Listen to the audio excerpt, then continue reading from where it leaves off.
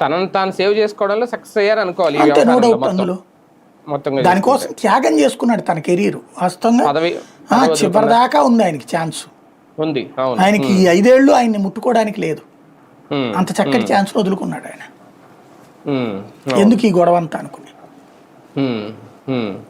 కానీ నెక్స్ట్ అంటే ఒక పెద్ద వికెట్స్ ఎవరు అంటే వీళ్ళిద్దరే కనిపిస్తున్నారు ఇప్పుడు వైసీపీలో. సజ్జల రామకృష్ణారెడ్డి గారు కానీ పెద్దిరెడ్డి రామచంద్రరెడ్డి.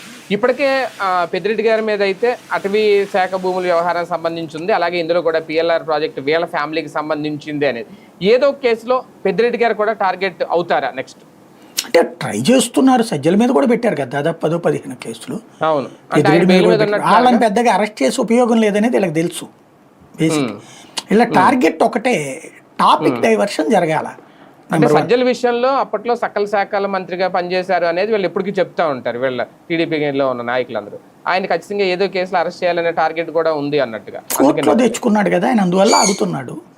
రెండోది ఏంటంటే వీళ్ళకి తెలుసు సజ్జల వెళ్ళి రోజు ఆయన దగ్గర కూర్చుని చనువుగా చెప్పగలడు కానీ, భోజనం చేయగలడు కానీ ఆయనకి ఇందులో ఏ పార్టు రాదు.